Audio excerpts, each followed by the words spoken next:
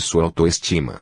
Disse-lhe, então, que é muito difícil alguém se dar conta de tal processo energético quando está envolvido por ele, pois é como se estivesse dando voltas tentando se agarrar em alguma coisa sem se dar conta de que estaria no meio de um redemoinho. Nestas horas, só uma mão amiga poderia ajudar quem caísse no redemoinho e não estivesse conseguindo se orientar. Ela entendia o que o dirigente estava lhe dizendo e se encaixava na situação descrita. Algumas lágrimas corriam pela sua face. O dirigente continuou, dizendo-lhe que um dos papéis das casas como aquela na qual estava recebendo atendimento era oferecer a mão como um suporte para sair do centro do redemoinho. Porém, além disso, nada mais era possível fazer. Ao ouvir esta última frase, a consulente franziu a testa, sem entender o que estavam querendo lhe dizer. O dirigente apenas aguardou alguns segundos para que a frase surtisse o efeito que queria e continuou a explicação dizendo-lhe que a mão estendida era uma parte importante no processo. Porém, mais importante ainda, seria o seu empenho e a sua vontade para superar definitivamente a situação na qual se encontrava. Ele explicou que, na alegoria do redemoinho, a mão teria o poder de apenas fazê-la parar de girar, mas não teria força suficiente para tirá-la de lá, o que só poderia ser feito através do seu próprio esforço. Ela teria que enfrentar o desafio de sair do redemoinho e vencê-lo, pois ninguém mesmo, por mais que quisesse, poderia fazer no seu lugar o que ela deveria e poderia fazer. Ao perceber que o dirigente estava prestes a lhe mostrar uma saída, ela suavizou sua expressão dizendo-se aliviada por não estar recebendo uma sentença sem direito à apelação.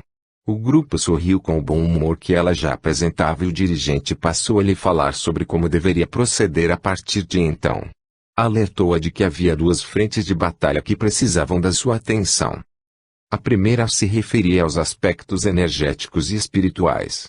Ela deveria se vigiar constantemente e não permitir que pensamentos, sentimentos e emoções negativos criassem raízes e baixassem sua vibração. Sempre que surgissem, deveriam ser substituídos por outros de melhor qualidade, que a elevassem. No início, este controle seria mais difícil devido ao padrão que ela mesma já havia estabelecido para si, mas, com o tempo e com a prática, logo ela iria criar um novo padrão, mais saudável.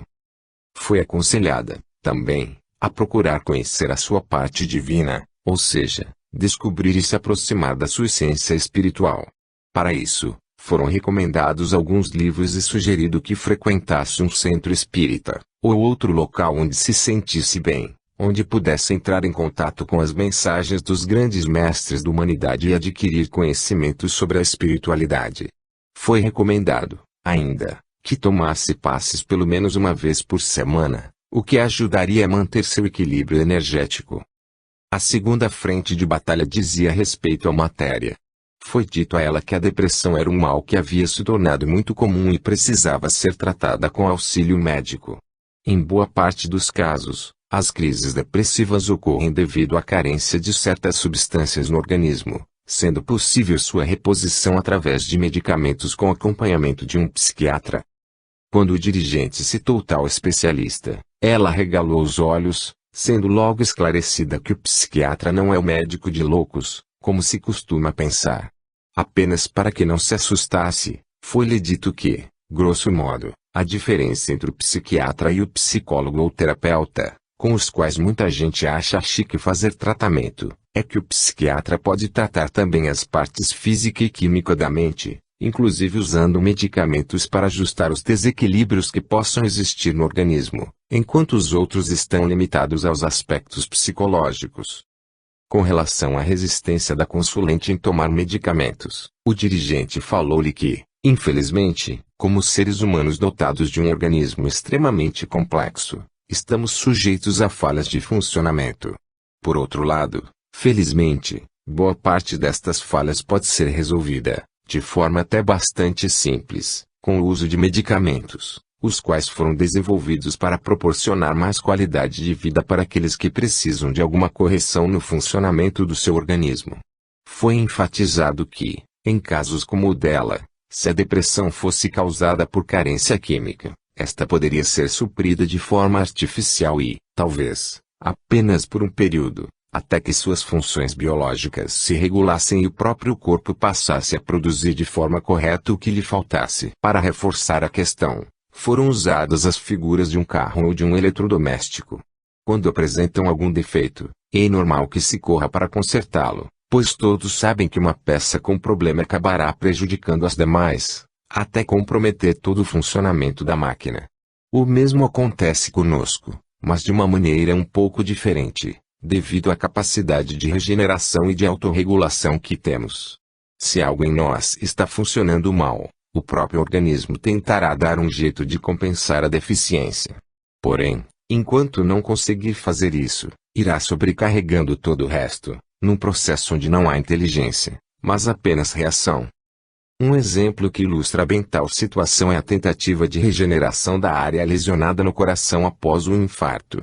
Por ser um órgão essencial à vida, o organismo empreende todos os esforços para sua recuperação, a ponto de criar uma cicatriz tão grande no local que acaba por lhe tirar a flexibilidade, impedindo-o de executar os movimentos necessários para bombear o sangue para o corpo.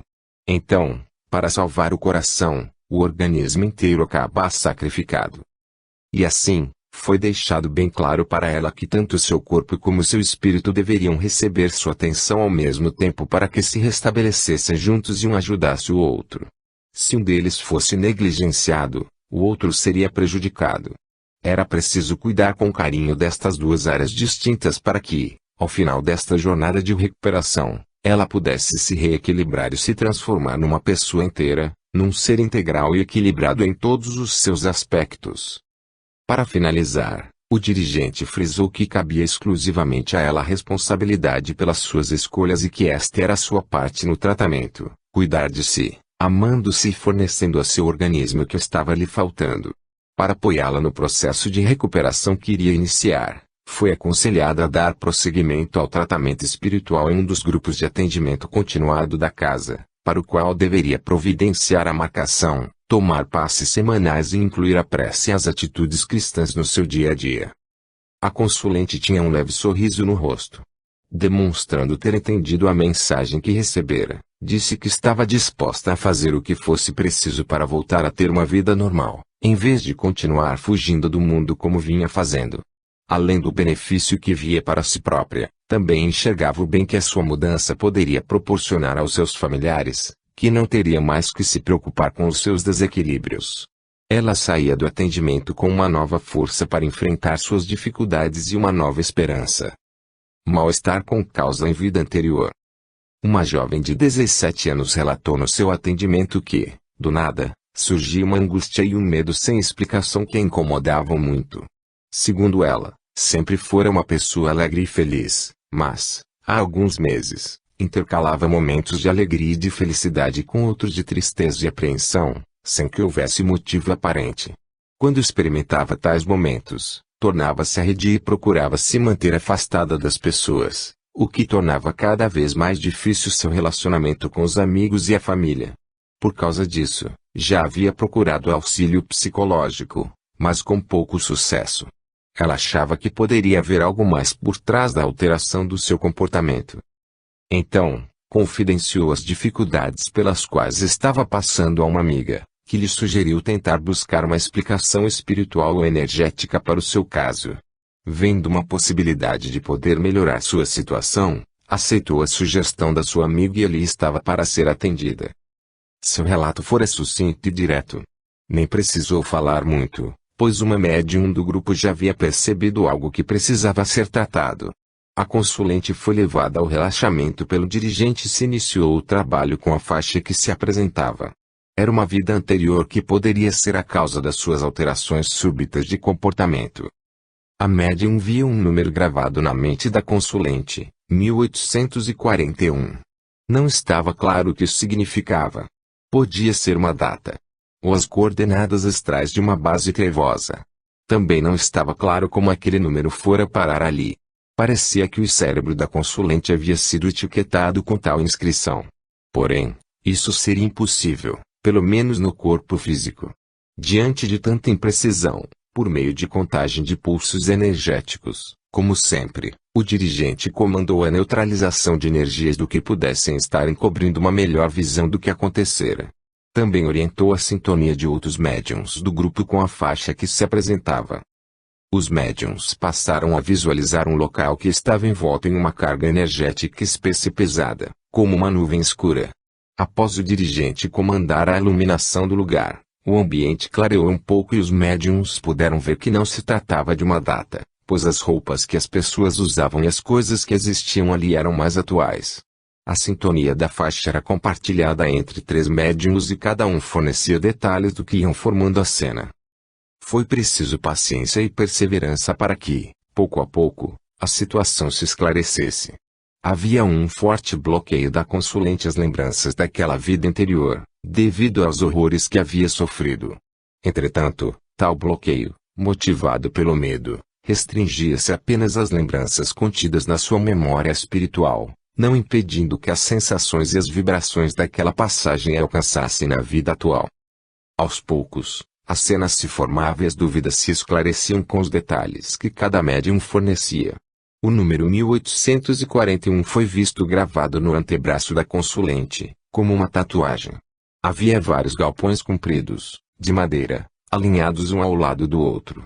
Estava tudo coberto pela neve. O local era todo cercado por cercas de telas de metal e arames farpados. Nos espaços que existiam entre as cercas, de mais ou menos 2 metros, circulavam cães treinados para atacar quem tentasse passar por ali. Espaçadamente, havia guaritas altas, ocupadas por soldados armados que vigiavam o local. Era um grande campo de concentração nazista. No rigor do inverno europeu, oficiais e soldados bem agasalhados e alimentados tomavam conta de uma multidão faminta e vestida precariamente. Cada um dos prisioneiros do campo recebia uma identificação por meio de um número no braço. A moça que estava sendo atendida era o número 1841. Havia um grande cuidado com a identificação e o controle dos prisioneiros, pois eles eram usados como cobaias em experiências de todo tipo, principalmente na busca de um método eficaz de esterilização em massa que o regime nazista tentava desenvolver para aplicar contra os judeus. Sob todos os aspectos que se pudesse analisar, não havia como descrever o sofrimento ao qual aquela gente fora submetida. Era compreensível que as marcas de tal experiência ainda se mantivessem tão vivas no inconsciente da consulente.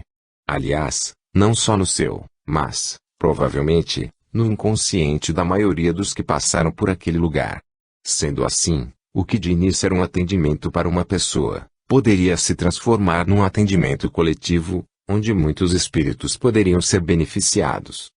A primeira providência tomada pelo dirigente foi solicitar ao plano espiritual, mais especificamente ao Hospital Amor e Caridade, que fossem enviadas equipes médicas e socorristas ao local para atenderem aqueles espíritos sofridos. Em seguida, provocou o desdobramento de todos os espíritos que passaram pelo campo de concentração e que ainda não tinham conseguido superar os traumas provocados pelo sofrimento que experimentaram e os levou para lá novamente. Foram recebidos com amor e carinho pelas equipes espirituais e reunidos aos que se mantinham ali para que pudessem presenciar o que iria acontecer. Levar de volta ao campo de concentração os espíritos que já estavam livres dele pode parecer contraditório à primeira vista. É lógico pensar que se um acontecimento passado traz de volta dores, sentimentos ruins e sofrimentos, o melhor seria evitá-lo, deixá-lo de lado e tentar esquecê-lo. É o que se costuma fazer, confiando que o tempo será o melhor remédio. Porém, agindo desta maneira, o problema é apenas colocado num canto inacessível da memória sem resolvê-lo, nem superá-lo. Mas ele continuará lá. E bastará um pequeno detalhe para encontrá-lo e trazê-lo de volta. Analisando-se a questão do ponto de vista espiritual, a situação fica ainda mais complicada para nós, encarnados, pois há ligações diversas e desconhecidas entre as várias encarnações que o espírito já viveu, através das quais fluem energias, impressões e sensações de todos os tipos.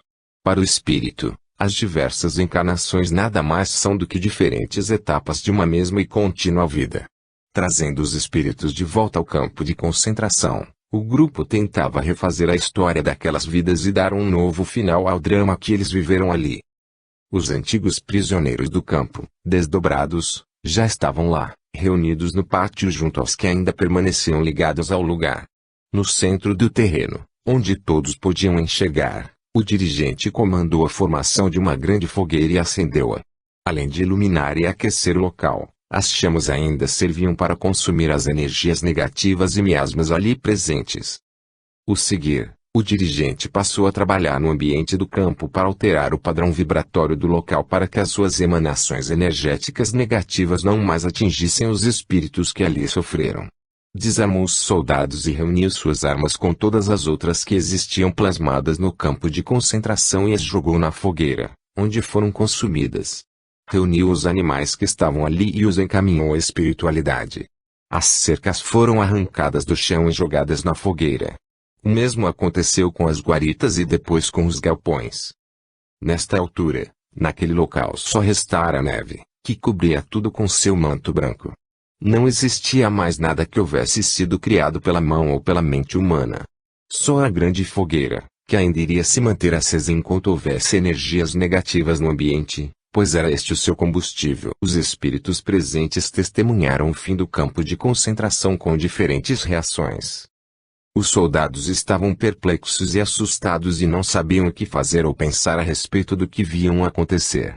O dirigente passou a falar com eles, em conjunto, tentando esclarecê-los sobre a situação na qual estavam envolvidos. Assim, eles tiveram oportunidade para refletir sobre os seus atos e se arrependerem do mal que haviam feito a outros. A maioria deles apenas cumpria uma obrigação militar no campo de concentração e não concordava, necessariamente, com o tratamento desumano dado aos prisioneiros. Mas eles também não faziam qualquer esforço para alterar a situação, em parte porque não tinham o domínio da própria consciência por estarem sob efeito hipnótico dos responsáveis pelo campo e por estarem envolvidos pelas energias do ambiente. Então, já livres das influências energéticas pesadas que dominavam o local, puderam se conscientizar e se dispuseram a mudar suas vidas e construir algo positivo dali em diante. Os espíritos que resistiram foram os comandantes do campo, quase todos os oficiais e alguns soldados. Eles gostavam do que faziam e sentiam prazer maltratando os prisioneiros sob seu jugo. Colocaram-se sob comando direto de organizações das trevas e estavam muito comprometidos com elas. Estes não aceitaram qualquer argumento e resistiriam como pudessem para que a situação no campo de concentração não fosse alterada. Alucinados, tentavam encontrar suas armas para defender o campo do que lhes parecia ser um ataque inimigo e invocavam os espíritos trevosos com os quais haviam se associado. Atendendo ao chamado dos soldados desesperados, de um penhasco situado ao lado do campo de concentração surgiu uma legião de espíritos enviada pelas organizações trevosas para defender o que consideravam sua propriedade. Apresentavam-se num estado lamentável, maltrapilhos, sujos e com deformações de todo tipo, mas com muita disposição para a luta. Dominados por energias negativas intensas, o ódio e a agressividade se estampavam nos seus rostos distorcidos. Só a visão daquela horda terrível de espíritos infelizes já seria suficiente para intimidar qualquer um que quisesse se contrapor a eles. Eles chegaram e investiram direto contra os ex-prisioneiros do campo, os quais estavam agrupados junto aos espíritos que vieram em seu socorro. Os guerreiros da ignorância não conseguiram chegar nem perto deles, pois não suportaram a carga de energia positiva que os envolvia. Sentiram-se mal e sem forças quando entraram em contato com as energias elevadas geradas pelas equipes de socorro do Hospital Amor e Caridade. Vendo que não conseguiriam furar tal bloqueio, tentaram voltar para buscar reforços, mas foram impedidos. Por meio da contagem de pulsos energéticos, o dirigente os enquadrou em uma grande pirâmide espelhada, a qual funciona como um isolante energético, onde nada entra e de onde nada sai. Assim, isolados de tudo, tanto das energias que recebiam das profundezas, como das que eles mesmos produziam, já não tinham mais como agir. Devido ao péssimo estado no qual se encontravam, parecia que eles apenas reagiam, feitos robôs, a estímulos energéticos que lhes eram enviados de suas bases. Por parecer que a sanidade mental daquelas criaturas estivesse comprometida, o dirigente achou por bem encaminhá-los ao Hospital Alvorada de Redenção, onde receberiam o tratamento que estivessem precisando. Assim o fez, além de ter criado um vínculo entre o hospital e as bases de onde eles haviam saído através do rastreamento da energia que aquelas entidades apresentavam para que, de tempos em tempos, fossem resgatados outros espíritos que estivessem ligados a estes locais e quisessem se desligar. Com os oficiais e soldados aliados das trevas não havia muito o que fazer, pois recusavam o auxílio que lhes era oferecido. Exerciam seu direito ao livre-arbítrio, o qual devia ser respeitado. Restava apenas retirá-los dali e encaminhá-los na faixa dos senhores do karma para que fossem esclarecidos sobre as consequências dos seus atos e assumissem a carga kármica que eles mesmos haviam produzido. E assim foi feito. Os soldados que aceitaram a ajuda espiritual e os prisioneiros do campo ainda continuavam ali e assistiram tudo o que acontecera. Assustaram-se quando os espíritos das trevas tentaram atacá-los, mas logo se tranquilizaram quando viram que não poderiam ser atingidos, graças às emanações positivas daqueles que vieram em seu socorro, o que aumentou a confiança que haviam depositado neles.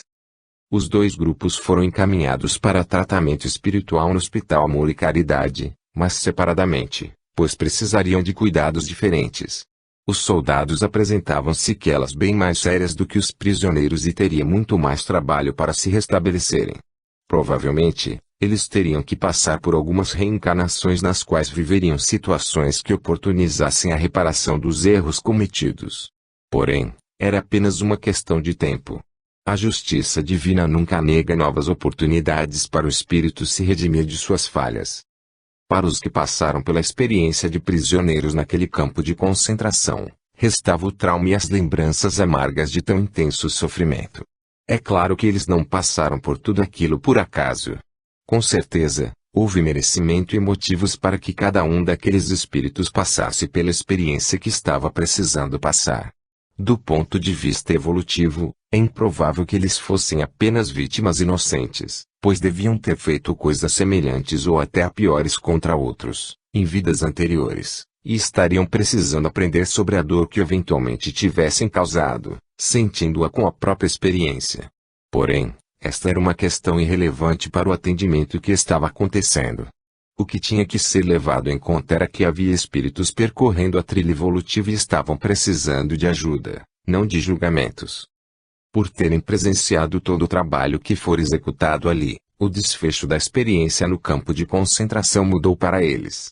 Em suas memórias espirituais ficaria gravado para sempre que eles foram libertados e que o campo deixou de existir. O dirigente havia levado de volta para o campo de concentração até os espíritos que já o haviam deixado para que experimentassem as sensações de justiça, de liberdade e de paz e as associassem ao local onde haviam sofrido tanto. Apesar de não se poderem apagar as marcas do sofrimento que aqueles espíritos carregavam, foi dado a eles um novo final para suas experiências, um final feliz. A partir daquele momento, a ferida aberta daquelas recordações inconscientes sangraria menos. As vibrações originadas naquela dolorosa experiência seriam amenizadas e deixariam de influenciar tanto e de modo tão negativo as vidas presentes e futuras daqueles espíritos.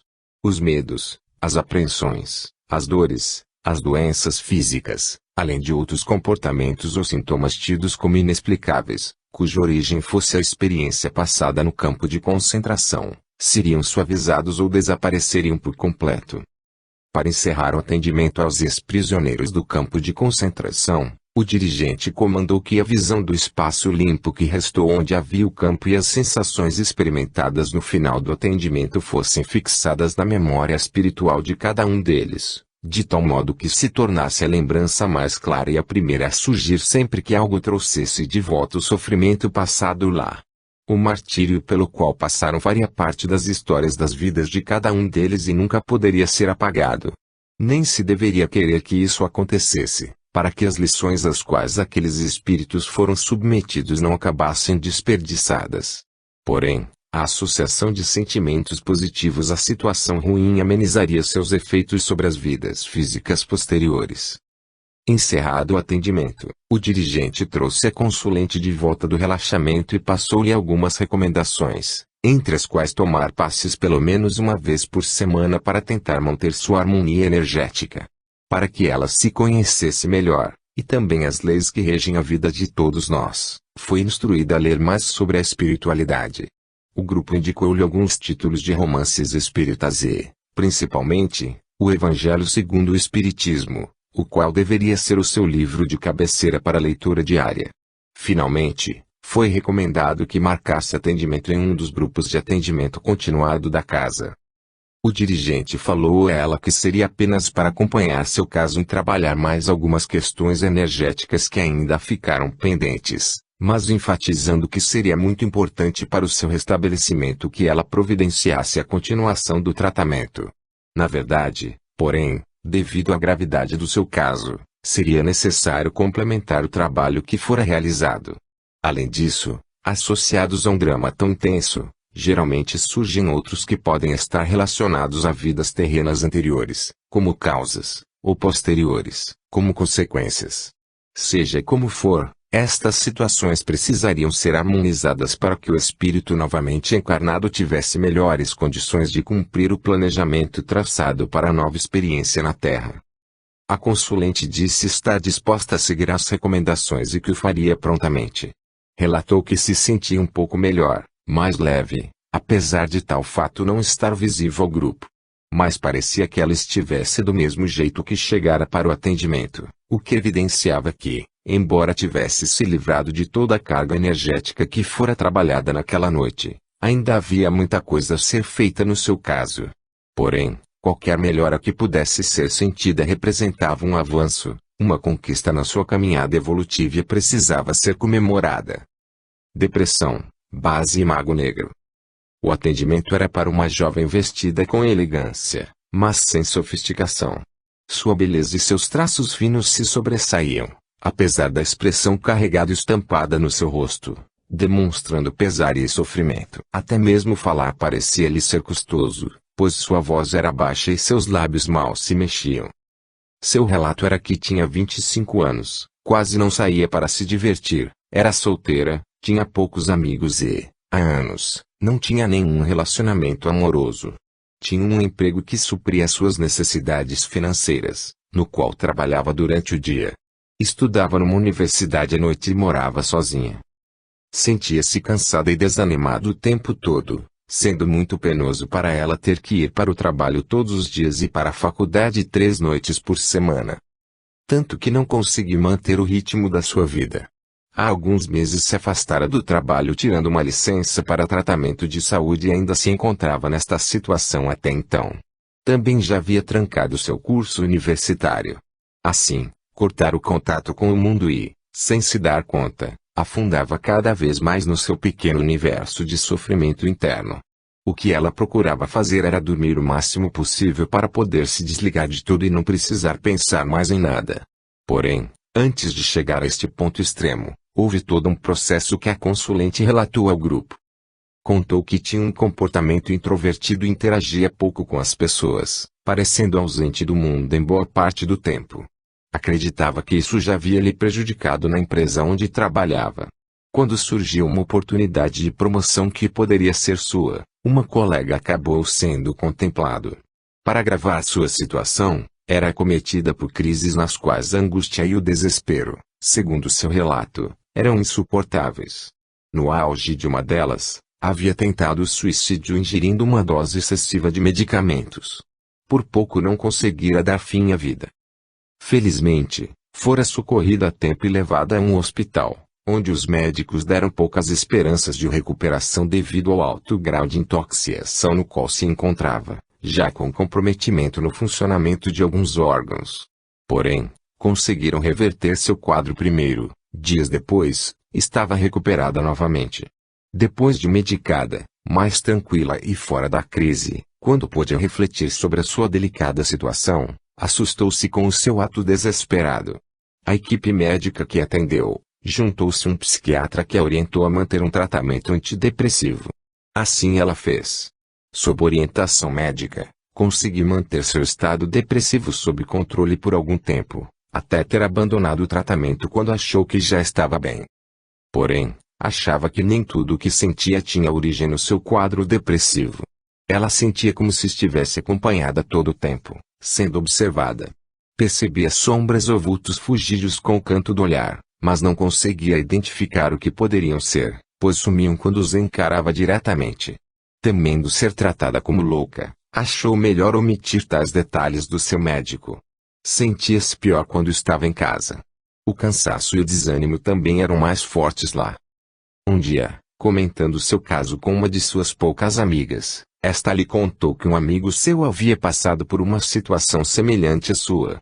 Ele havia se tratado espiritualmente e conseguira resultados positivos, melhorando bastante a sua qualidade de vida. Melhorara, inclusive, como ser humano. Sua amiga se comprometeu a procurar mais informações sobre o caso e ele conseguiu o interesse do centro espírita, tendo a consulente procurado atendimento espiritual pela primeira vez. Depois deste, ela já tivera outros atendimentos em grupos de pronto-socorro na casa. Entretanto, embora tivessem lhe advertido nestas oportunidades que ela precisava marcar atendimento em um dos grupos de atendimento continuado, ela não o fazia. Segundo suas próprias palavras, apenas procurava um grupo de pronto-socorro quando já não aguentava mais. Então, passava por um período mais ou menos calmo, até que a sua situação voltasse a ficar crítica outra vez, quando procurava alívio se submetendo ao trabalho espiritual oferecido no centro. E assim, lá estava ela, de novo, para ser atendida num grupo de pronto-socorro. Por falta de fé e de esperança, não acreditava que fosse possível resolver o seu caso em definitivo, contentando-se com paliativos que apenas a ajudavam a enfrentar as crises agudas. Era claro que, se mantivesse tal postura diante do seu problema, ela ainda voltaria inúmeras vezes para atendimentos nos grupos de pronto-socorro da casa. Talvez ela até acabasse desenvolvendo uma dependência que em nada iria contribuir para o seu aperfeiçoamento. Porém, as decisões sobre a sua vida dependiam unicamente dela, que precisava se conscientizar das próprias necessidades. Como o grupo estava lá para tentar ajudar a quem precisasse, e não para julgar, os médiuns trataram de iniciar o trabalho, sem questionamentos. Ela foi deitada e levada ao relaxamento e foram abertos seus campos energético e mental, o que clareou as percepções que o grupo já estava tendo.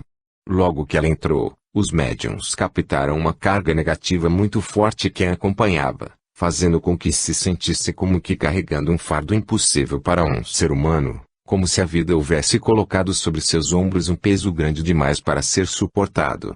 Era uma angústia e um sofrimento tão intensos que chegavam a beirar o desespero. Ligado à consulente, havia um ser escuro em estado de dormência. Estava completamente inconsciente do que acontecia e do motivo pelo qual estava ligado a ela. Na verdade, não sabia nem mesmo que estava ali. Era um espírito que havia se degenerado e sido sugado até a inconsciência.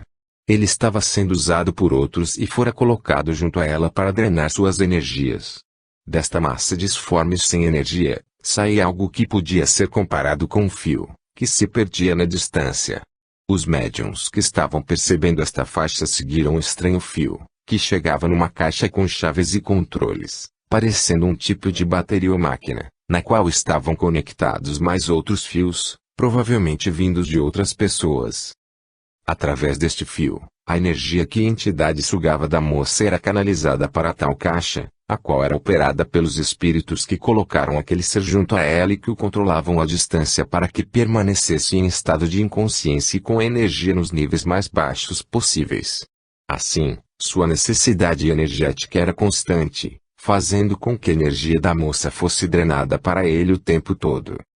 O ser inconsciente nunca conseguia se suprir das energias que precisava, pois, no mesmo momento que as obtinha, elas eram redirecionadas para aqueles que o controlavam, criando-se um círculo vicioso. Este processo de vampirismo, embora grave, era apenas um dos motivos que faziam com que ela apresentasse tamanhos desânimo e fraqueza e tanta vontade de dormir, faltando-lhe as energias necessárias para enfrentar os desafios da vida. Ainda havia outras causas, mas o grupo iniciou o trabalho com esta faixa. Os médiuns do grupo constataram a razão pela qual a consulente sentia com mais intensidade os efeitos da fuga energética quando estava em casa. A entidade inconsciente ficava lá, à sua espera. Ela não a acompanhava quando saía, pois estava fixada no casa por uma série de objetos imantados que estavam espalhados no local. Tais objetos também tinham a função de reduzir a frequência vibratória do ambiente, repercutindo negativamente sobre a moça e facilitando o acesso às suas energias. A primeira providência tomada no atendimento foi desligá-la da entidade que estava junto a ela, interrompendo-se o fluxo de energias e cortando a ligação energética que havia se estabelecido. Como a entidade se encontrava completamente inconsciente, não havia porquê, nem valeria a pena, tentar contato com ela, razão pela qual foi encaminhada de imediato ao Hospital Amor e Caridade para tratamento. Enquanto os demais membros do grupo passaram a tratar de outras faixas que se apresentavam, o dirigente e mais 2 médiuns seguiram o fio que saía da entidade até a caixa com controles, chegando numa sala onde havia outras caixas iguais sendo operadas por algumas entidades. Apesar de poderem ter certa consciência do que faziam, os espíritos operadores não passavam de meros serviçais sob o comando de outros, seus superiores hierárquicos. Eles foram colocados em sono e encaminhados, também, para tratamento no Hospital Amor e Caridade, onde poderiam começar a se restabelecer dos seus desequilíbrios. Observando o local, os médiuns perceberam que todas as caixas que havia ali recebiam vários fios e de cada uma delas saía um fio mais grosso, que se juntavam em um só, mais grosso ainda, que, por sua vez, dirigia-se para baixo através de um buraco no chão. Ficou claro que muitas outras pessoas estavam sendo submetidas ao mesmo processo de vampirismo detectado com a consulente. Cada um daqueles fios estaria ligado a uma entidade em estado de dormência, cujo papel seria sugar as energias de alguém, as quais eram enviadas para uma daquelas caixas. Era preciso desativar aquele aparato. Então, através dos fios que chegavam às caixas, foi enviado um fluxo energético no sentido inverso, para as vítimas encarnadas receberem de volta a energia que lhes haviam retirado e provocar o rompimento da ligação que as entidades em dormência mantinham com elas. Ao seguir, todos os fios foram puxados, trazendo nas suas pontas as entidades sugadoras, as quais foram desconectadas e encaminhadas ao Hospital Amor e Caridade. As caixas foram desativadas e enviadas ao laboratório do hospital para serem examinadas. Faltava, ainda, ver onde o fio mais grosso terminava. Então, o dirigente comandou pulsos energéticos para que o grupo seguisse o fio. Seguiam-no, descendo, quando visualizaram um impressionante complexo de prédios, que foi ficando mais nítido na penumbra à medida que se aproximavam. Eram grandes edificações em formato de blocos retangulares e compridos, com 4 ou 5 andares, alinhados lado a lado. Cada bloco tinha várias ligações com os que o ladeavam através de corredores fechados com a mesma altura do prédio. Levando-se em conta os corredores, poder-se-ia afirmar que o conjunto de prédios era uma única construção constituindo uma base instalada no umbral, provavelmente controlada por um ou mais espíritos com grande conhecimento, principalmente de magia, mas a serviço das sombras. Os médiuns perceberam que nos blocos chegavam muitos fios iguais ao que estavam seguindo. Deduziram que cada um daqueles fios vinha de uma sala com várias caixas, sendo que cada caixa tinha, ligada a si, várias entidades sonolentas, com cada uma sugando as energias de alguém. Então, puderam ter uma noção do tamanho da organização e da operação que era mantida para obter energia dos encarnados. Se conseguissem fazer com que aquele local encerrasse suas atividades, muitas pessoas seriam beneficiadas. Então, um dos médiuns deu passagem a um espírito que falava que os invasores, como os médiuns do grupo foram chamados, não eram bem-vindos ali e deveriam se retirar. Ameaçava assintosamente quem se atrevesse a desobedecê-lo e enfrentá-lo. Identificou-se como responsável pela organização, mas os médiuns logo perceberam que se tratava apenas de uma tentativa para enganar o grupo. A entidade foi encaminhada e, imediatamente, outra se manifestou repetindo a mesma mensagem da anterior. Os médiuns perceberam que era mais uma tentativa de enganá-los e a segunda entidade também foi encaminhada. É comum que o verdadeiro chefe de lugares como aquele evite se expor a riscos desnecessários enviando outros, que se fazem passar por ele, para atrapalhar quem possa ameaçar seus domínios. Tal situação pode ficar ocorrendo indefinidamente durante o trabalho. O dirigente, então, fez uma contagem de pulsos energéticos solicitando sintonia com a faixa do Mago Merlin para que fosse localizada a vibração da entidade responsável por aquele local. Um dos médiuns sintonizou com a entidade e comunicou ao dirigente que se tratava de um mago negro. A sintonia e a vibração do médium foram ajustadas às do mago, de modo que pudesse trazê-lo para uma conversa, e, em seguida, ele se apresentou. De início, Nada falou. Apenas procurava atacar o grupo e tentava se defender utilizando seus conhecimentos sobre magia. Assim que ele chegou, a vibração na mesa baixou e os médiuns começaram a se sentir cansados, sonolentos e meio desorientados. Um deles percebeu que o mago havia plasmado umas esferas que se movimentavam em círculos sobre o grupo, com o objetivo de exaurir a energia dos médiuns para enfraquecê-los. Além desta, outras formas de ataque do mago foram percebidas, entre elas a tentativa de envolver o grupo em uma teia energética e o envio de entidades da sua base. Era preciso bloquear as energias que o mago manipulava para que o grupo pudesse continuar seu trabalho. Assim, o dirigente comandou a formação de um campo de força luminoso envolvendo o grupo para isolar os médiuns de qualquer energia que pudesse ser enviada contra eles e encaminhou o material que o mago estava utilizando contra o grupo. Para que o mago negro parasse de agir, foi colocado dentro de uma pirâmide espelhada cuja função seria refletir sobre ele as energias que gerasse contra o grupo. Ao mesmo tempo em que exercia este papel pedagógico, a pirâmide também o isolaria da sua base, impedindo que se reabastecesse das energias que precisava para a luta que estava travando. Além disso, foram retirados seus objetos de poder, como a capa e o chapéu que vestia, um medalhão pendurado no seu pescoço e um bastão que tinha nas mãos. Somente então, sem poder agir, o mago respondeu ao dirigente. Mesmo assim, lançando ameaças de todo tipo. Com calma, apesar da forte resistência do mago, o dirigente procurava esclarecê-lo a respeito das suas atividades e das suas consequências, da degradação de inúmeros espíritos sob sua influência e comando, além dos danos que causava a tanta gente e, principalmente, a si mesmo. A tudo que o dirigente lhe falava na tentativa de doutriná-lo, o mago respondia que já sabia e que estava plenamente consciente dos seus atos e que não iriam conseguir fazer com que mudasse. Não tinha medo do resgate kármico, pois, segundo avisou, ele sabia como evitar a encarnação, tanto que já fazia mais de 1000 dos nossos anos que ele comandava aquela base. Não se sensibilizou nem mesmo quando foi levado de volta ao momento de sua iniciação, onde reviveu seus votos com a presença de seus antigos mestres. Aos poucos, porém, sua resistência inicial foi sendo vencida devido à atitude do grupo com relação a ele. Em momento algum houve enfrentamento ou medição de forças. O dirigente mostrou-lhe que as ações tomadas pelo grupo contra ele eram apenas atitudes de defesa e somente porque estavam sofrendo seu ataque e que não teriam ocorrido se ele mesmo não as tivesse provocado.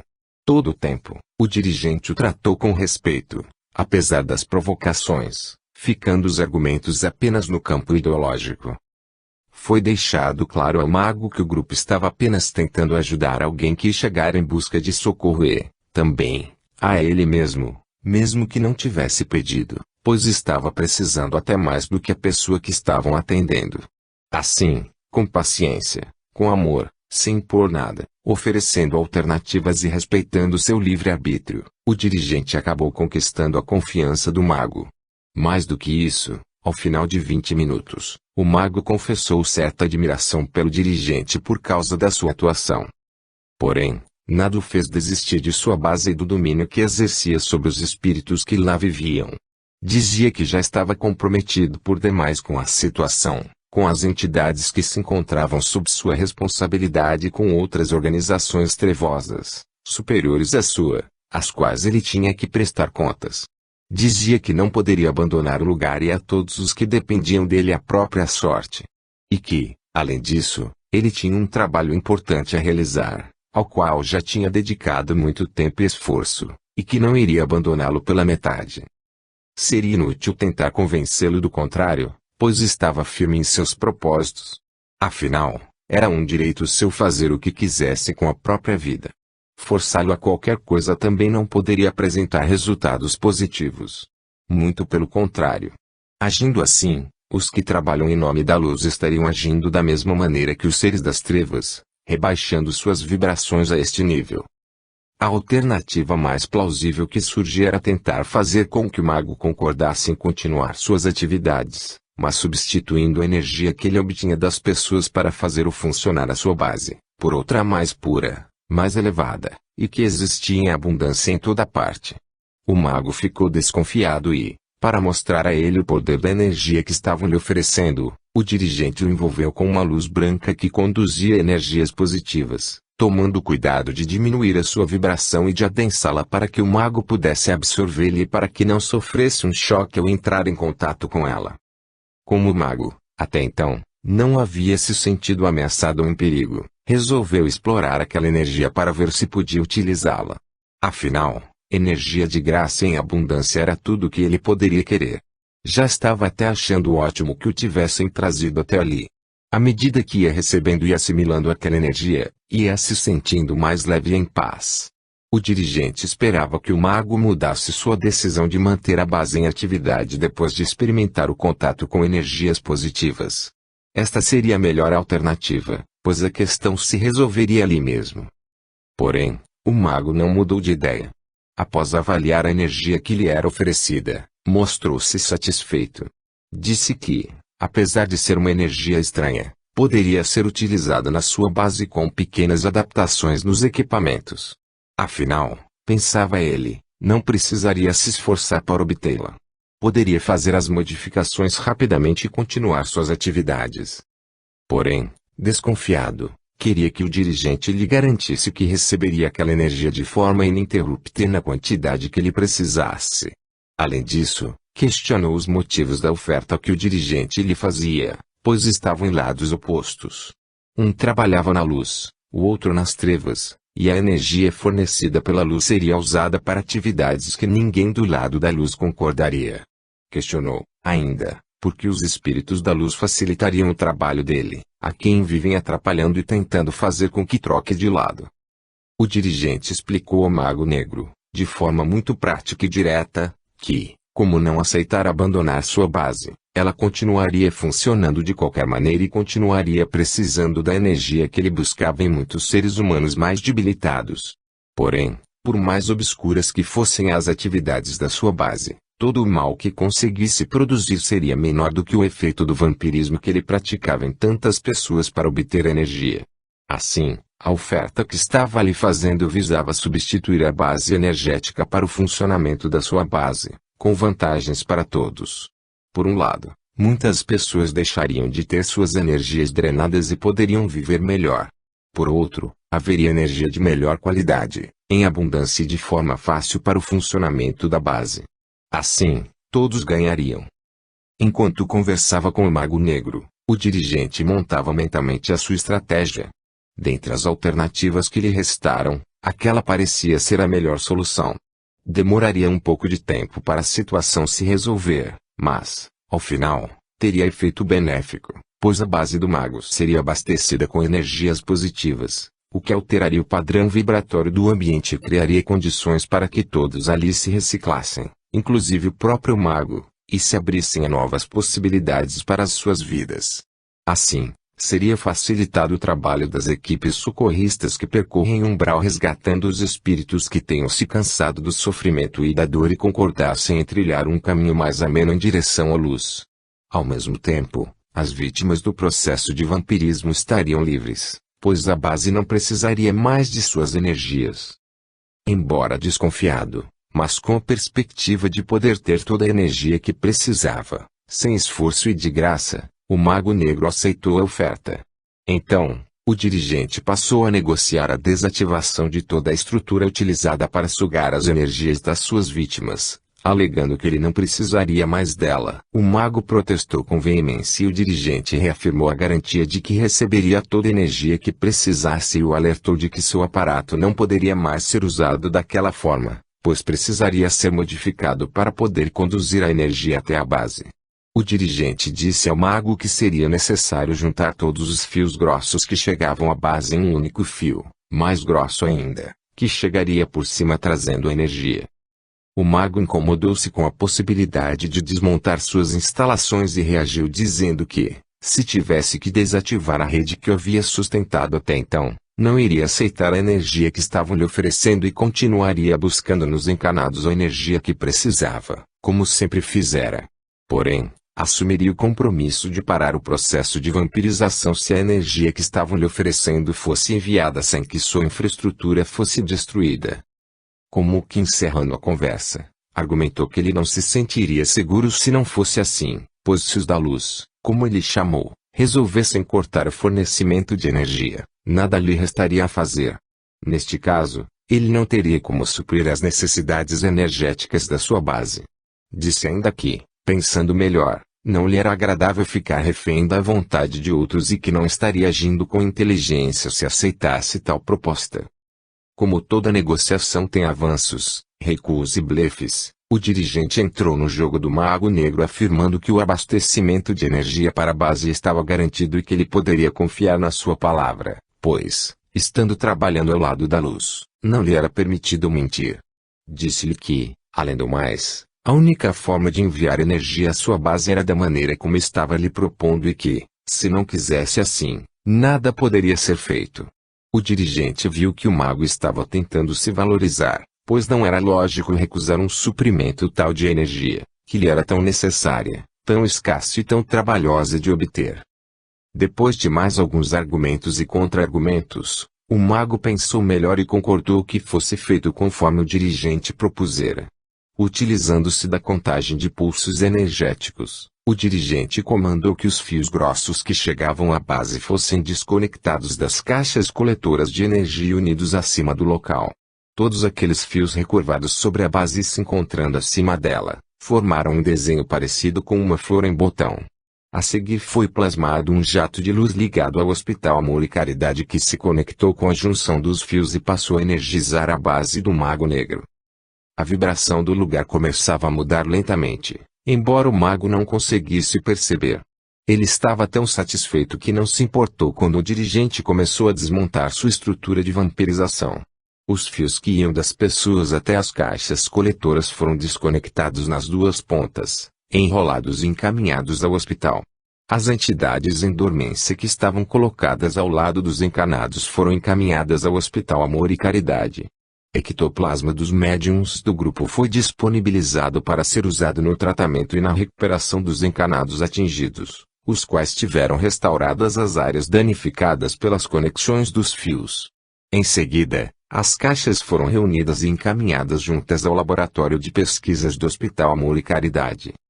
Após desfazer a estrutura utilizada pela base para obtenção de energias, o dirigente voltou a conversar com o mago enaltecendo seu conhecimento, sua dedicação e seu interesse pelo uso das energias, ou seja, magia.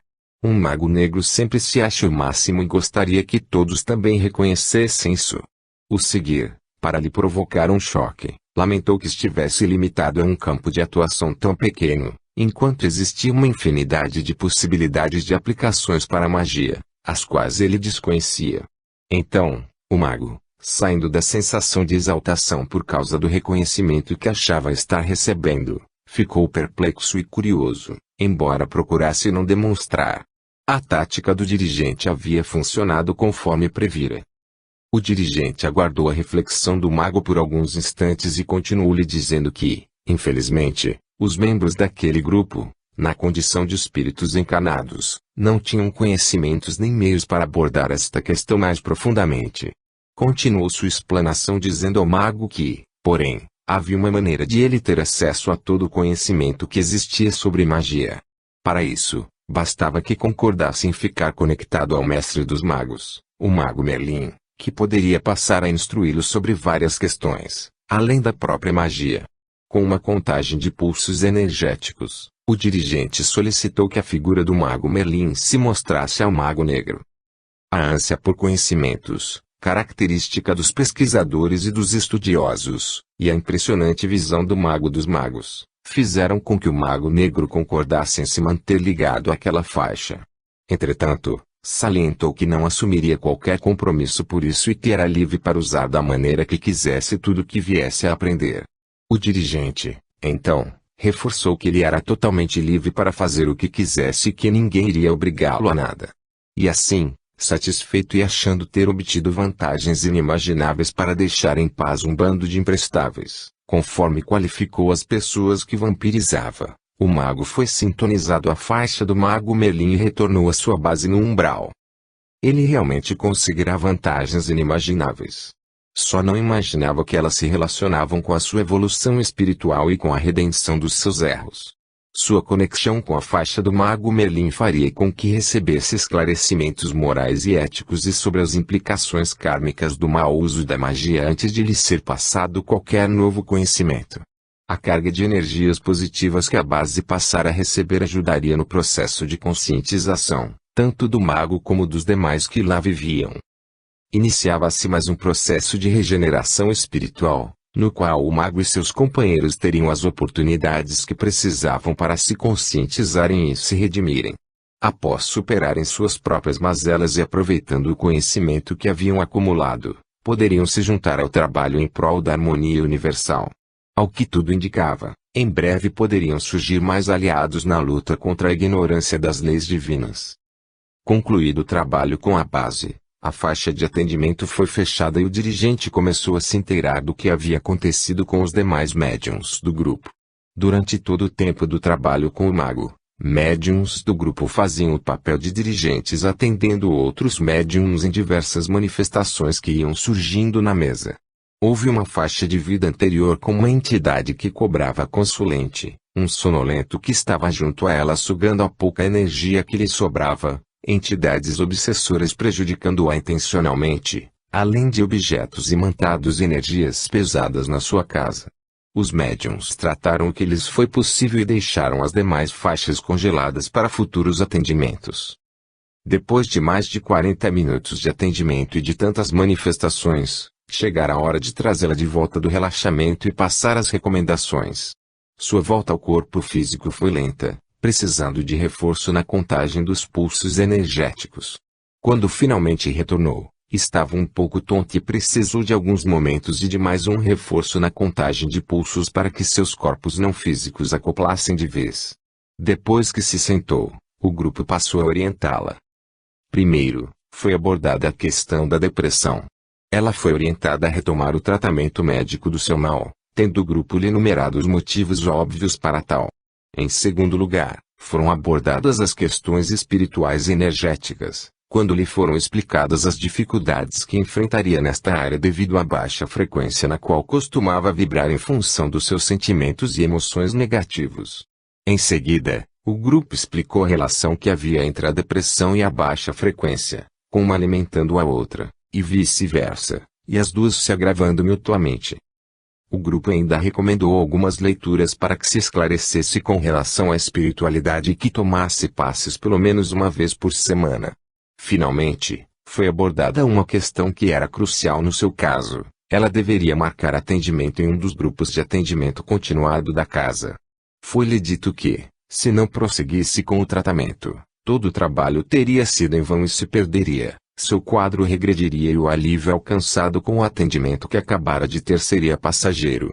Foi dada ênfase especial ao fato de ser necessário que ela encarasse com seriedade os tratamentos médico e espiritual que estavam lhe indicando, sem os quais dificilmente conseguiria se recuperar. Ela recebia as recomendações e concordava com tudo acenando a cabeça. De vez em quando inspirava fundo e soltava o ar junto com um suspiro de alívio. Era nítida a mudança do seu estado. Quando entrou na sala, demonstrava desânimo, cansaço, desilusão, peso. Ao final do atendimento, parecia aliviada e leve. Chegou até a sorrir algumas vezes durante as recomendações. Porém, havia algo estranho no seu comportamento. Ela nada falava. Apenas ouvia. Só falou quando, saindo da sala, agradeceu ao grupo pelo bem-estar que estava sentindo. Em resposta, recebeu o costumeiro agradece a Deus do grupo. Disse ainda que dava graças a Deus pela existência daquele centro, pois sempre encontrara ajuda ali quando precisou e que sabia que sempre poderia procurá-los quando não estivesse bem. O dirigente lhe respondeu mentalmente com um até o próximo atendimento, pois entendeu que ela havia dito que procuraria um novo atendimento só quando estivesse mal outra vez. Comentou com os médiuns o que havia pensado e estes concordaram, concluindo que ela, de forma imediatista, estava valorizando só aquele momento de alívio que estava experimentando. Talvez não tivesse nem ouvido as recomendações que lhe passaram, tal êxtase no qual parecia se encontrar. Os membros do grupo foram unânimes em achar que ela não seguiria as orientações e que acabaria voltando um tempo depois, novamente em frangalhos, para mais um atendimento de emergência. Infelizmente, Tal comportamento não é raro.